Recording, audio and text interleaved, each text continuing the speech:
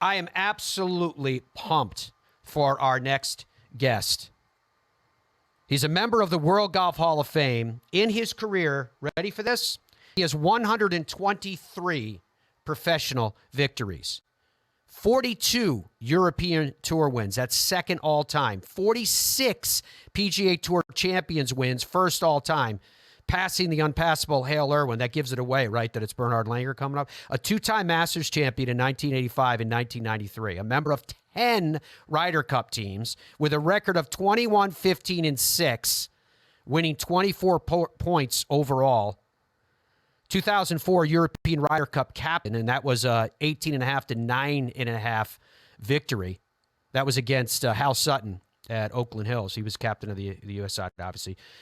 Bernhard has 512 European Tour starts, 326 PGA Tour starts, 341 PGA Tour Champions starts, and that's 1,179 starts since he turned professional in 1972. This is a player that has won for decades and decades and decades. It's an honor. It's a pleasure to welcome Bernhard Langer to the show. So, Bernhard, first, let me start with, how are you feeling? How are you healing up?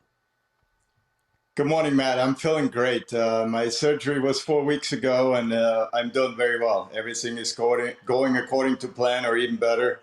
So I'm excited to be, actually yesterday was the first time in 4.5 weeks that I took some steps without holding on to anything, no crutches, no scooter. And that was pretty exciting. So it will be a process, but I am very positive and enjoying my time at home.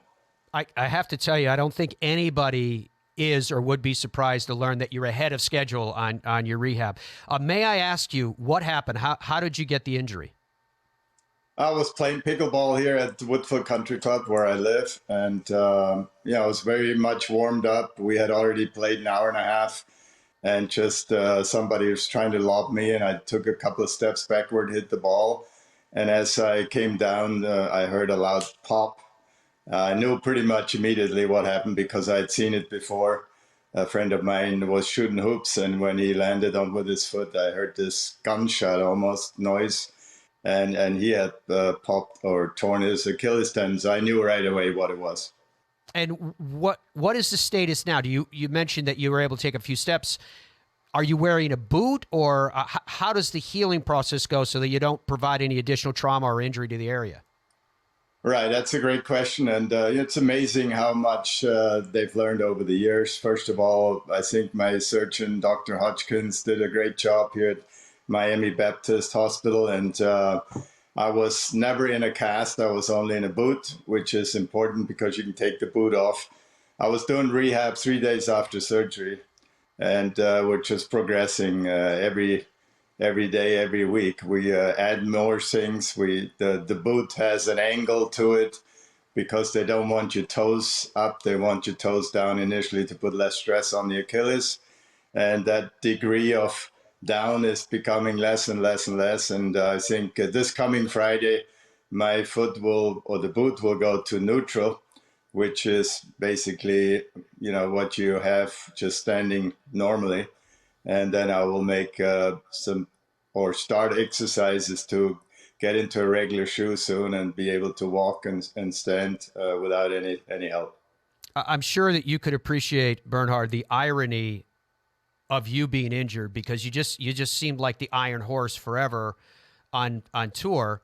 But it takes me back to a conversation that you and I had some time ago, where you were explaining to us, no, I've had major injury before, and if I remember correctly, it was when you were serving in the Army, and I believe you went out for a run and you had a heavy pack on. You want to share with the world what happened to that young Bernhard Langer then? Yeah, I didn't go for a run. I was in the boot camp the first 3 months. I had to do 15 months of national service. I was in the Air Force. And that particular morning, it was a January morning, very cold and frost on the grounds. And we were told to get our backpack together with certain things that weighed about 25 pounds and grab our rifle, and we would be marching out on the frozen fields all day long, going through the countryside And then the guy in charge just said, today one of our exercises is if an enemy airplane, low-flying enemy airplane, is shooting machine gun bullets at you, you throw yourself on the ground as quickly as you can. So he showed us one time, and he threw himself straight on the stomach, which isn't much fun when you have a backpack and a rifle. So there's no way to protect yourself to fall or throwing yourself down. So initially, I would throw myself sort of on the side and then roll on my stomach. Mm-hmm. And about an hour into it, he caught me and said, "What's your name?" And I said, "Langer." He goes, "Come here. How did I tell you to do this?" And so I had to do 20 extra. Make a long story short, we did this hundreds of times during 8-hour period of walking around the countryside, basically. And next morning, I couldn't get out of bed. First, they thought I was just lazy or didn't want to be part of the routine today. And I said, no, I can't move. I was trying to move my foot to roll out of bed. It wouldn't move. I was trying to move my arm. It didn't move. I was in excruciating pain. So they finally realized that it was real, and they sent an ambulance, got me to the hospital, and realized that I had a stress fracture in my lower back, L4, Oh my L5, gosh. and 2 bulging discs. And this was, I'm 19 years old. So I played 1 year on tour, and then I had to do military service. And now I got this injury, and I thought, well, I'm done. I'm never going to play professional golf again. You can't hit thousands of balls with a stress fracture and bulging discs and stuff in your lower back. But after 6 weeks of being hospitalized, I came back, did some rehab, and eventually got better, not having surgery. So that was amazing. And I did have many occasions during my career when that lower back acted up till I met a doctor in a Pro-Am at the Munich tournament on the European Tour. And he said, I can probably help you. And he did. He gave me a couple of injections that created scar tissue to strengthen the worn out ligaments. And ever from that point on, I've hardly ever had back problems. And this is 25, 30 years ago now. So I was very fortunate to run into the right guy at the right time. Absolutely fascinating. There is another sad irony with your most recent injury and surgery too, of course, and that relates to the Masters. This was going to be a grand year for you, Bernhard, and now, of course, you are laid up. Surely you'll be there for the dinner on Tuesday night. But I'm just curious about where your heart, where your mind, where your emotions are now with what took place and how that impacts your plans. You know, as I said, I'm a very positive guy. I look at the bright side of life, and I will be just blessed to be at the Masters, be part of the dinner, and visit with some of my sponsors, hang out with my family, and just enjoy the tournament from a different point of view, where you don't actually hit a shot, but still take it in, soak it in. So that's the good thing. I should be able to walk at that point in time, but not be able to play with competitive golf. I should be able to chip and putt and hit a few balls, but I wouldn't be ready. So that's the goal. I also plan to play my last European Tour event in Munich. I grew up near Munich. This is about an hour away from where I grew up. That's going to be in, I believe, end of June or July. So I should be able to do that to basically say my farewell to the European Tour, the regular tour. I might still play a few senior events over there. And so it was a big year. I'm also exempt into the US Open at Pinehurst by the way of winning the US Senior Open last year. And that's still questionable whether I'm going to be participating or not. So we will do the best of it, but the goal is to heal up 100% and then come back whenever I'm ready and still enjoy a few more years on the Champions Tour, which is a great place to play golf. Bernhard, when I'm taking this is the first time that you've had a layup like this where you really can't do what you love to do or want to do. You can't work out, you can't practice, you can't play. You've got to just chill. You've got to let your body heal. So I'm curious where your mind goes when you think back on your own career.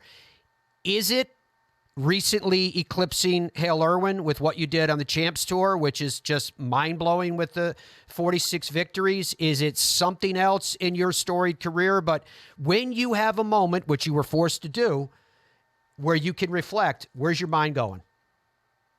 Yeah, that's another great question, Matt. It's actually the second time I've been laid off. I had some surgery in 2011 that took literally 8 months till it was pain-free. So this will hopefully not take quite that long. So, and then we had COVID, where we were shut down. So it's not the very first time, and but I do reflect on the last 50 years as a professional golfer for me, and it's been an incredible blessing. It's been a great challenge from coming from a country like Germany, where golf is nothing. Nobody knows much about golf, or didn't 50 years ago.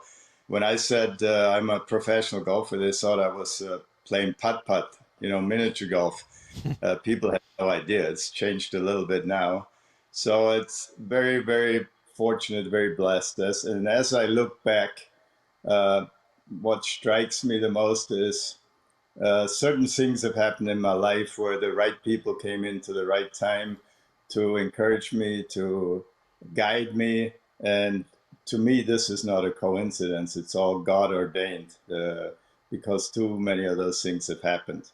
And so I'm extremely blessed. And sometimes people ask me, what are the best victories or the most meaningful? And everybody thinks it's the Masters, and it's the big major championships, and yes, they're important. But sometimes, to me, my very first tournament I won as a 17-year-old may be just as important, or winning the father-son tournament 5 times means a great deal to me, because I'm out there with my sons and my daughters, Yeah. competing with other legends in the game, and so many other things that have happened in my life.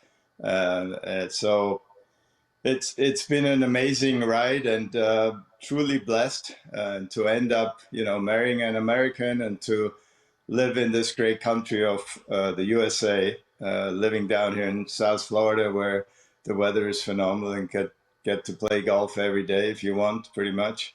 It's been such an amazing thing for me to enjoy, and to meet all these great people on the golf circuit, because I'm a strong believer that golf teaches you to be humble, golf teaches you to be honest, and many other great things. So I'm excited for the first tee program, because these young people learn a lot of great things that are very helpful for their whole life. Indeed. We only have a couple of minutes left here, but you described yourself as a positive person multiple times today. What do you feel about the state of the game? I realize you don't have a lot of time to answer this, but what do you feel about where the game is right now, and what's the positive spin on that? Yeah, it's positive. The only positive I see is the professionals are making a lot more money. I don't see a lot of other positive things at this point in time, but I'm not really too involved. I'm not on the committees or the boards that make all the decisions, but I don't think Live Golf was great for the game of golf. It's not really here to unite the game, or make it that much better. That's my point of view. It caused a lot of division and friction. As I said, the only good thing that came out of it, the guys that play on the Live Tour and the top guys on the PGA Tour make a lot more money than they did 2 or 3 years ago. All right. Before we say goodbye to you and thank you for your time today, Bernhard, let's ask you about your sponsors so we have an opportunity to say thank you to them in the minute we have left. Yeah, so I'm very grateful for all the people that have supported me for many, many years, especially Mercedes and Bernberg and Tour Edge, and USLBM. And, there have been many, many others. I'm going to forget a few probably, but very grateful. Met some wonderful people in Pro-Ams that led to more. And we have great relationships with Rolex, for instance, and uh, several others. So, look forward to extending those relationships, and have some good times together.